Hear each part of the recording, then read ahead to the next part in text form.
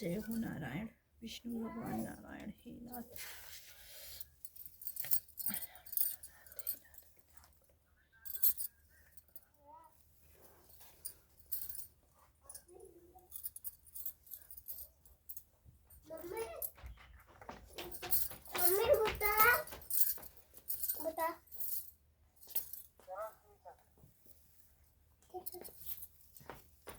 जय हो नाथ। भगवान बृहस्पति देव की कथा। प्राचीन समय की बात है। भारत में एक राजा राज्य करता था। वह प्रतापी दानी था। वह नित्य प्रतिदिन मंदिर में भगवान दर्शन करने जाता था। वह ब्राह्मण और गुरु की सेवा किया करता था। उसके दौर से कोई भी याचक निराश होकर नहीं लौटता था। वह प्रत्येक गुरुवार को व्रत रखता एवं पूजन करता था। हर दिन गरीबों की सहायता करता था, परंतु यह सब बातें उसकी रानी को अच्छी नहीं लगती थी। वह न व्रत करती और न किसी को एक भी पैसा दान में देती। वह राजा के से भी ऐसा करने को मना किया करती थी। एक समय की बात है कि राजा शिकार खेलने वन को चले गए। घर पर रानी और दासी थी। उस समय गुरु बृहस्पति साधु का रूप धारण कर राजा के दरवाजे पर भिक्षा मांगने आए। साधु ने रानी से भिक्षा मांगी तो वह कहने लगी, हे साधु महाराज, मैं इस दान और पुण्य से तंग आ गई हूँ। इस कार्य के लिए तो मेरे पतिदेव ही का बहुत हैं। अब मैं आप ऐसी कृपा करें कि सारा धन नष्ट हो जाए तथा मैं आराम से रह सकूं। साधु रूपी बृहस्पति देव ने कहा, हे देवी, तुम बड़ी विचित्र हो। संतान और धन से कोई दुखी नहीं होता है, इसको सभी चाहते हैं। पापी भी पुत्र और धन की इच्छा करता है। अगर तुम्हारे पास धन अधिक है तो भूखे मनुष्यों को भोजन करवाओ, प्यासे को पानी पिलाओ, ब्राह्मणों को दान दो, धर्मशालाएं बनवाओ, कुआं तालाब आदि का निर्माण, बाग बगीचे आदि का निर्माण करवाओ तथा निर्धनों की कुंवारी कन्याओं का विवाह करवाओ, साथ ही ये अज्ञात करवाओ। ये इस प्रकार के कर्मों से आपके कुल का और आपका नाम परलोक में ही सार्थक हो जाए एवं तुम्हें भी स्वर्ग की प्राप्ति होगी। परंतु रानी साधु की इन बातों से खुश नहीं हुई। उसने कहा, हे साधु महाराज, मुझे ऐसे धन की आवश्यकता नहीं जिसको मैं अन्य लोगों को दान देती फिरूं, जिसके रखने और संभालने में ही मेरा सारा समय नष्ट हो जाए। साधु ने कहा, हे देवी, यदि तुम्हारी ऐसी ही इच्छा है तो जैसा मैं तुम्हें बताता हूँ वैसा ही करना। बृहस्पतिवार के दिन घर आंगन को गोबर से लीपना, अपने केशों को पीले मिट्टी से धोना, केशों को धोते समय स्नान करना, राजा से कहना वह हजामत करवाए, भोजन में मांस मदिरा खाना, कपड़े धोबी के यहाँ धुलने देना। इस प्रकार 7 बृहस्पतिवार करने से तुम्हारा सारा धन नष्ट हो जाएगा। यह कहकर साधु महाराज रूपी बृहस्पति देव अंतर ध्यान हो गए। रानी ने साधु के कहने के अनुसार 7 बृहस्पतिवार तक ऐसा ही करने का विचार किया। साधु के बताए अनुसार कार्य करते हुए केवल 3 बृहस्पतिवार ही बीते थे कि उसकी समस्त संपत्ति नष्ट हो गई। भोजन के लिए दोनों समय परिवार तरसने लगे तथा संसारिक भोगों से दुखी रहने लगे। तब राजा रानी से कहने लगा कि हे रानी, तुम यहाँ पर रहो, मैं दूसरे देश को जाता हूँ, क्योंकि यहाँ पर मुझे सभी मनुष्य जानते हैं, इसलिए मैं यहाँ पर कोई काम नहीं कर सकता। अब परदेश जा रहा हूँ, वहाँ कोई काम धंधा करूँगा, शायद हमारे भाग्य बदल जाए। ऐसा कहकर राजा परदेश चला गया। वहाँ जंगल से लकड़ी काट कर लाता और शहर में बेचता। इस तरह जीवन व्यतीत करने लगा। इधर राजा के बिना रानी और दासी दुखी रहने लगी। किसी दिन भोजन मिलता और किसी दिन जल पीकर ही रह जाती। एक समय रानी और दासी को 7 दिन बिना भोजन के व्यतीत करने पड़े। तो रानी ने अपनी दासी से कहा, हे दासी, यहाँ पास ही के नगर में मेरी बहन रहती है, वह बड़ी धनवान है। तू उसके घर जा और वहाँ से 5 शेर भेजर मांग ला, अब जिससे कुछ समय के लिए गुजारा हो जाएगा। दासी रानी की बहन के पास गई। रानी की बहन उस समय पूजा कर रही थी। बृहस्पतिवार का दिन था। दासी ने रानी की बहन से कहा, हे रानी, मुझे आपको को आपकी बहन ने भेजा है, मुझसे 5 सेर भेजर दे दो। दासी ने यह बात अनेक बार कही, परंतु रानी की बहन ने कोई उत्तर नहीं दिया, क्योंकि वह उस समय बृहस्पतिवार की कथा सुन रही थी। जब दासी को रानी की बहन ने कोई उत्तर नहीं दिया तो वह बहुत दुखी हुई। उसे क्रोध भी आया। वह लौटकर रानी से बोली, हे रानी, आपकी बहन बहुत ही घमंडी है। वह छोटे लोगों से बात भी नहीं करती है। मैंने उससे कहा तो उसने कोई उत्तर नहीं दिया।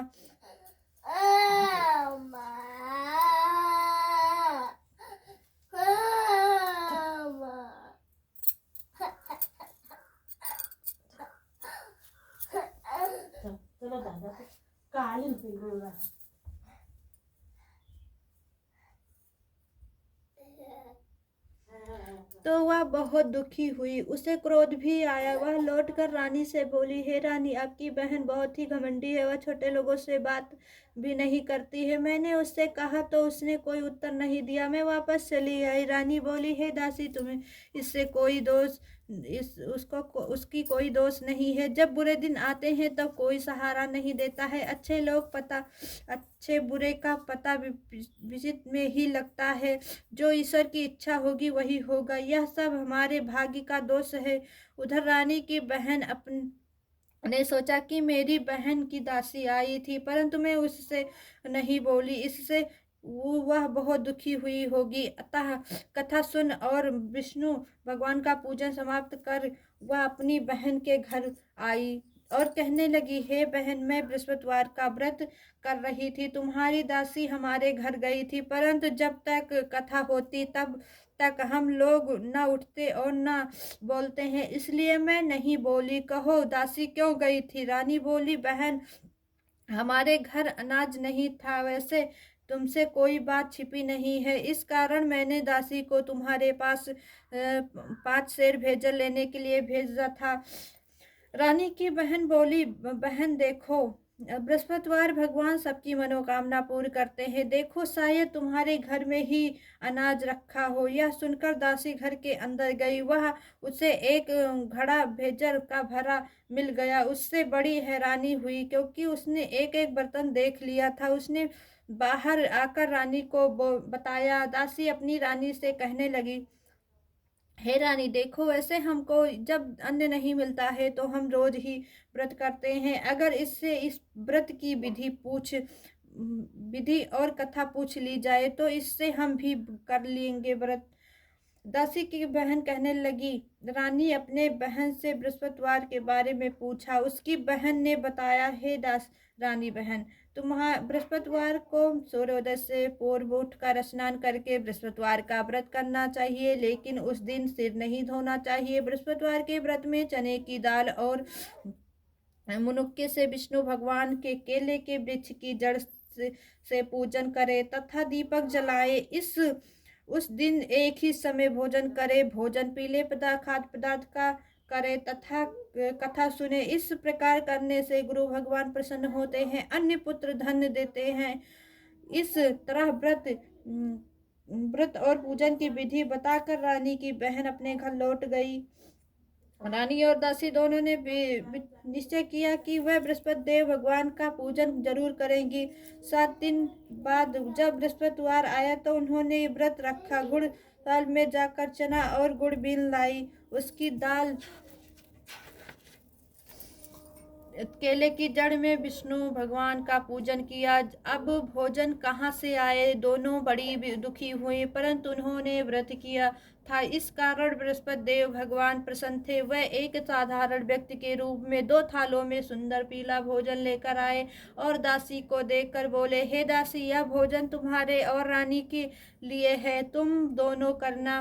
दासी बोली, दासी भोजन पाकर बड़ी प्रसन्न हुई और रानी से बोली, रानी जी, भोजन कर लो। रानी को भोजन आने के बारे में कुछ पता नहीं था, इसलिए वह दासी से बोली, तू जी जा, भोजन कर ले, तू हमारी व्रत में हंसी उड़ाती है। दासी बोली, एक व्यक्ति अभी भोजन दे गया है। रानी कहने लगी, वह भोजन तेरे लिए ही दे गया है, तू ही भोजन कर ले।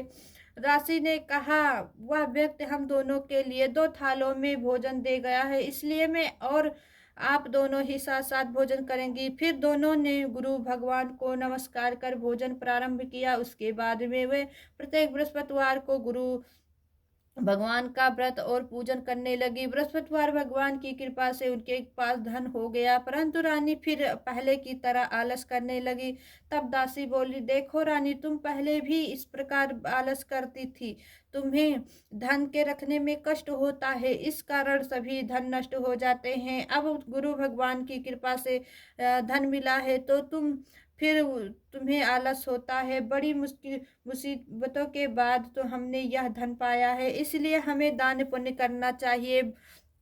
तुम भूखे मनुष्यों को भोजन करवाओ, प्यासे को पानी पिलाओ, ब्राह्मणों को दान दो, कुआं तालाब वाड़ी आदि का निर्माण करवाओ, मंदिर पाठशाला बनवाकर दान दो, कुंवारी कन्याओं का विवाह करवाओ, धन को शुभ कार्यों में खर्च करो, जिससे तुम्हारे कुल का यश बढ़े, स्वर्ग प्राप्त हो और पितृ प्रसन्न हो। दासी की बात मानकर रानी ने इसी प्रकार के कर्म करने का प्रारंभ किए, जिससे उसका काफी यश फैलने लगा। एक दिन रानी और दासी आपस में विचार करने लगे कि न जाने राजा किस दशा में होंगे, उसकी कोई खोज खबर नहीं है। गुरु भगवान से उन्होंने प्रार्थना की और भगवान ने रात्रि में राजा को स्वप्न में कहा, हे राजा, उठ, तेरी रानी तुझको याद कर रही है, अब अपने देश को लौट जा।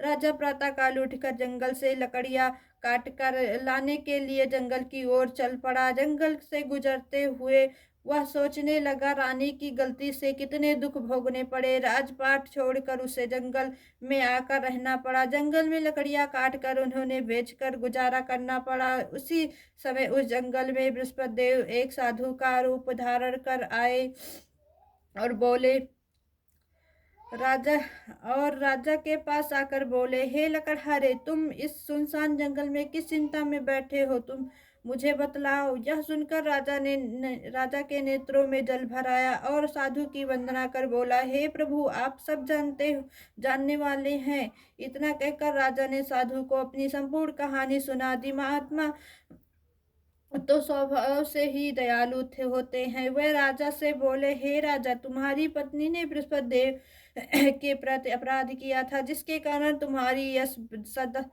यह दशा हुई। अब तुम किसी प्रकार की चिंता मत करो, भगवान तुम्हें पहले से भी अधिक धन देंगे। देखो, तुम्हारी पत्नी ने बृहस्पतिवार का व्रत करना प्रारंभ कर दिया है। अब तुम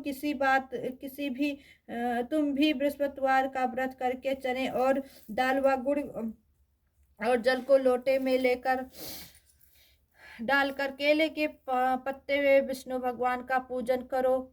फिर कथा कहो या सुनो, भगवान तुम्हारी यह सब कामनाओं को पूर्ण करेंगे। साधु को यह प्रसन्न होकर राजा बोला, हे प्रभु, मुझे लकड़ी बेचकर इतना पैसा भी नहीं मिलता जिससे भोजन करने के उपरांत कुछ बचा सकूं। मैंने रात्रि में अपनी रानी को व्याकुल देखा है। मेरे पास कोई साधन नहीं जिससे मैं समाचार जान सकूं। फिर बृहस्पतिवार की कौन सी कहानी कहूं या सुनूं, जिसको मुझे कुछ भी नहीं मालूम है। साधु ने कहा, हे राजा, तुम किसी बात की चिंता मत करो। बृहस्पतिवार के दिन तुम रोजाना की तरह लकड़ियां काटकर शहर में ले जाओ। तुम्हें रोज से दुगना धन प्राप्त होगा, जिससे तुम भली भांत भोजन कर लोगे। तथा बृहस्पति देव की पूजा का सामान भी आ जाएगा। बृहस्पति देव की कथा इस प्रकार है। बृहस्पति देव की कथा। प्राचीन काल में एक बहुत ही निर्धन ब्राह्मण था, जिसके कोई संतान नहीं थी। वह मूल नित्य पूजा पाठ करता, परंतु उसकी स्त्री बहुत मलिनता के साथ रहती थी। वह स्नान करती और न किसी देवता का पूजन करती। प्रातः काल उठते ही सर्वप्रथम भोजन करती, बाद में कोई अन्य कार्य करती। ब्राह्मण देवता बहुत ही दुखी रहते थे। पत्नी को बहुत समझाते, किंतु उसका कोई परिणाम नहीं निकलता। भगवान की अनुकंपा से एक समय उस ब्राह्मण की पत्नी गर्भवती हुई और 10वें महीने एक सुंदर कन्या को जन्म दिया। निर्धन ब्राह्मण कन्या के जन्म से बहुत दुखी हुआ। धीरे धीरे ब्राह्मण की कन्या बड़ी होने लगी। बचपन से ही उस कन्या की रुचि भगवान विष्णु की पूजा में थी। वह प्रातः उठते ही स्नान आदि करके भगवान विष्णु की पूजा करने मंदिर में जाती थी। बृहस्पतिवार को व्रत करके विधि विधिवत पूजा पाठ करती थी। पूजा पाठ के बाद वह पढ़ने के लिए पाठशाला में जाती थी। घर से लौटते हुए वह मुट्ठी भर जौ साथ लेकर जाती और पाठशाला के रास्ते पे थोड़े थोड़े जौ गिराती जाती थी। जब वह पाठशाला से लौटती तो जौ के वह दाने सोने में बदलते हुए मिलते थे। लड़की सभी सोने के दाने को बीन लाती थी।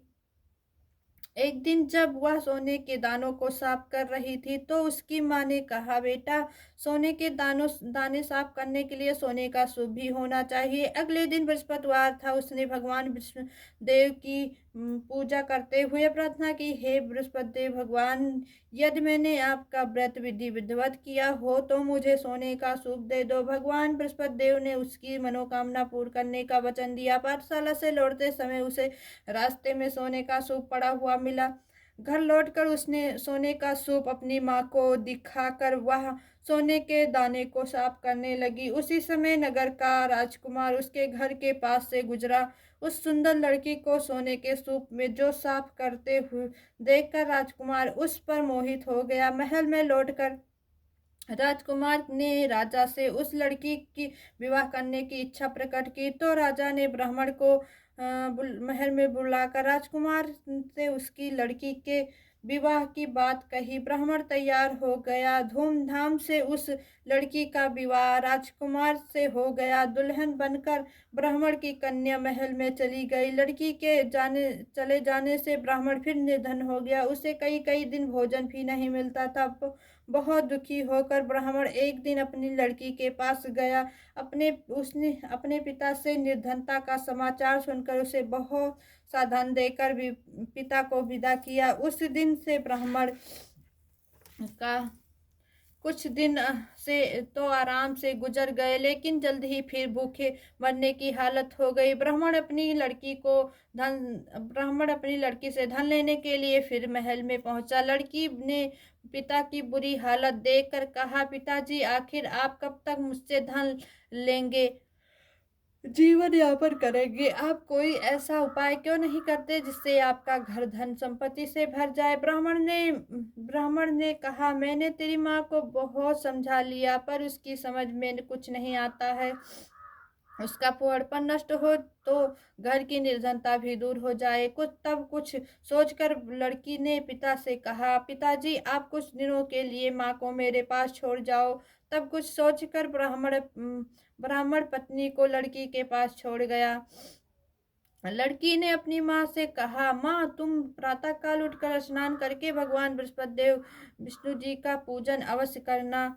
ब्राह्मण पूजा करने से तुम्हारी निर्धनता अवश्य दूर हो जाएगी। लेकिन उसकी माँ ने उसकी कोई बात नहीं मानी। तब क्रोधित होकर लड़की ने अपनी माँ को एक कक्ष में बंद कर दिया। सूर्योदय के समय माँ को उठाकर जबरदस्ती उसे स्नान करवाकर और फिर मंदिर में ले जाकर भगवान बृहस्पति देव की पूजा करवाई। कुछ दिनों तक ऐसा करने से माँ की बुद्धि में परिवर्तन हुआ और वह स्वयं अपने बृहस्पतिवार का व्रत रखने लगी। उसके व्रत रखने से ब्राह्मण के घर में भगवान विष्णु की अनुकंपा से धन की वर्षा होने लगी। दोनों पति पत्नी धन संपत्ति पाकर आनंद पूर्वक जीवन यापन करते हुए विष्णु धाम को चले गए।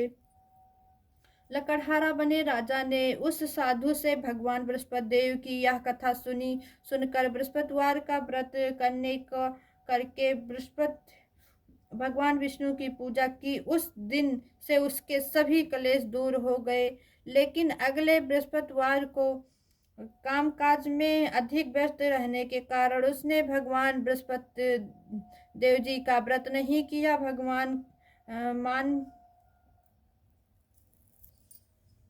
किया।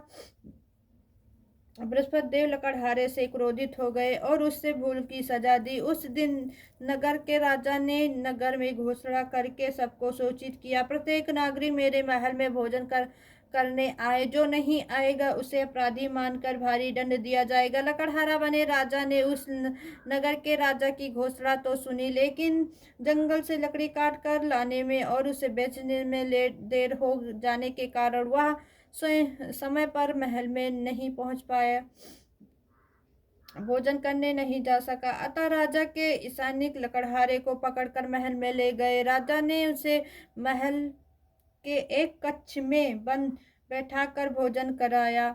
उस कक्ष में एक खूंटी पर रानी का हार लटका हुआ था। लकड़हारा अकेले उस कक्ष में भोजन कर रहा था। तभी उसने एक अश्य घटना घटी।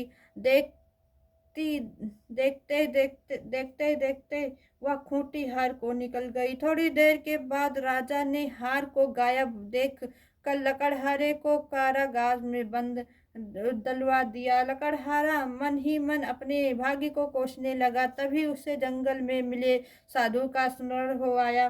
थोड़ी देर में भगवान बृहस्पति देव सन्यासी के रूप में उसके सामने प्रकट हुए और कहा, हे लकड़हारे, तूने भगवान बृहस्पति देव की पूजा की नहीं की, इसी कारण तुम्हें कष्ट हुआ है। लेकिन अब चिंता मत करो। बृहस्पतिवार के दिन कारागार के दरवाजे पे तुम्हें कुछ पैसे पड़े मिलेंगे, जिससे तुम भगवान बृहस्पतिवार का व्रत करके उसकी पूजा करोगे तो तुम्हारे सब दुख नष्ट हो जाएंगे। बृहस्पतिवार के दिन दरवाजे पर पड़े मिले पैसों उससे चने और गुड़ मंगवा कर लकड़हारे ने बृहस्पतिवार की कथा कही और भगवान बृहस्पति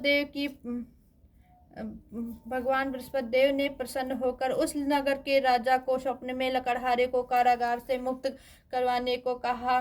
सुबह राजा ने अपने कक्ष में आकर देखा तो खूंटी पर रानी का हार टंगा हुआ था। राजा ने लकड़हारे को मुक्त करवा दिया और उसे धन और आभूषण देकर विदा किया। लकड़हारा बना राजा उस नगर से चलकर अपने नगर में पहुंचा तो उस नगर में कुएं, धर्मशालाएं, बाग बगीचे देखकर बहुत प्रसन्न हुआ। राजा ने किसी से पूछा, ये कुएं, धर्मशालाएं किसने बनवाई? ये सबने उसे बताया कि ये सब रानी और उसकी दासी बनवाए हैं। राजा महल में पहुंचा तो रानी ने उसका बहुत स्वागत किया। तब राजा ने निश्चय किया कि सप्ताह में एक बार तो सभी बृहस्पतिवार का व्रत तथा पूजन करते हैं, परंतु मैं प्रत्येक दिन व्रत किया करूंगा तथा दिन में 3 बार कथा कहूंगा। अब राजा हर समय दुसाले में चने की दाल बांधे रहता था तथा दिन में 3 बार बृहस्पतिवार की कथा कहता। कुछ दिनों के बाद राजा को अपनी बहन की याद आई। एक दिन घोड़े पर सवार होकर राजा अपनी बहन से मिलने चल दिया। तब अभी राजा नगर के बाहर पहुंचा ही था कि उसने कुछ लोगों को सड़क को ले जाते हुए देखा। राजा को स्मरण आया कि आज उसने किसी को बृहस्पतिवार की कथा सुनाई नहीं।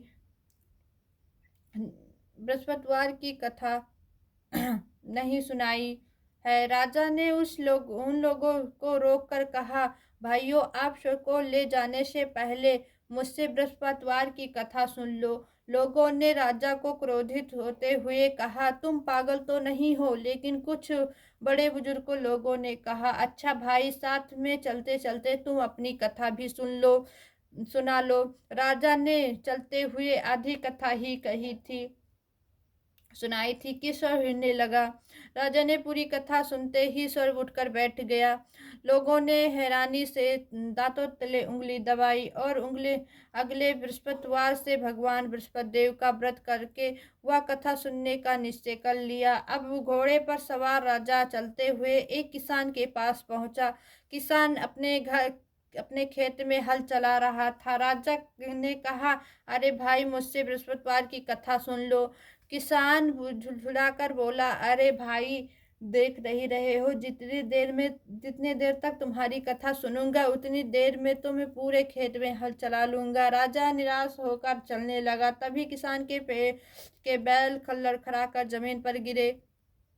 किसान के पेट में जोड़ों का दर्द होने लगा। उस किसान की पत्नी जब खाना लेकर आई तो उसने किसान से इस बारे में पूछा। किसान ने भाई घुड़सवार की पूरी कहानी सुनाई। किसान की पत्नी दौड़ती हुई राजा के पास पहुंचकर हाथ जोड़कर बोली, भैया, मैं तुम्हारी कथा सुनने को तैयार हूँ। राजा ने उसके साथ खेत पर पहुंचकर बृहस्पतिवार की कथा सुनाई।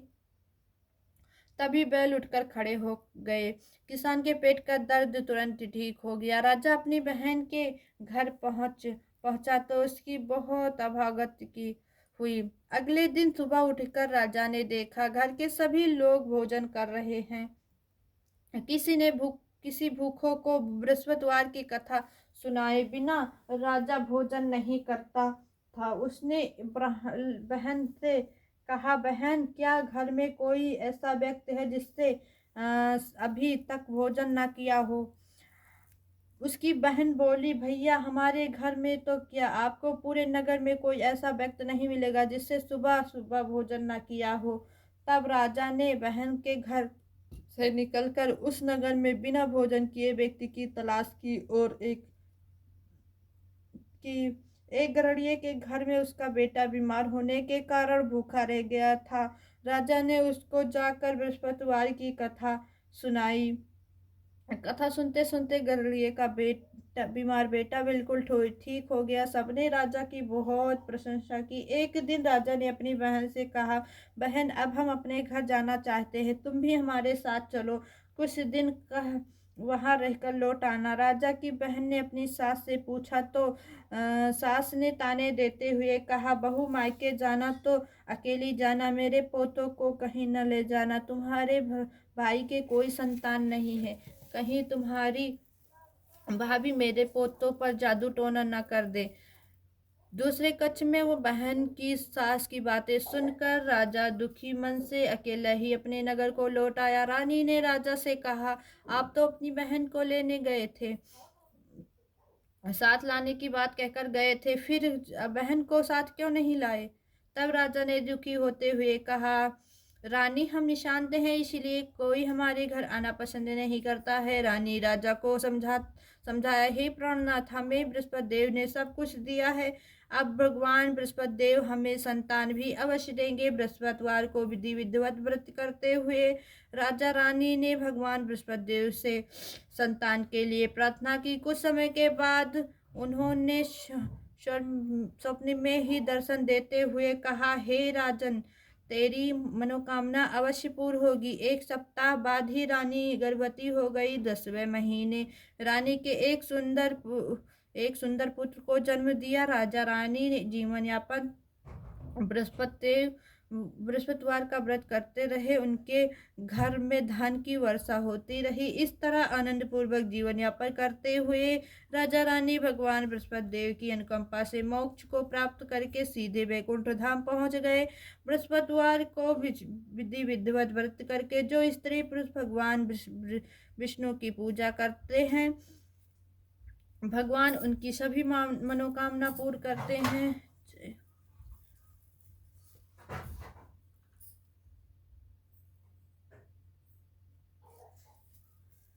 जय भगवान विष्णु। हे नारायण, कल्याण करो हे नाथ।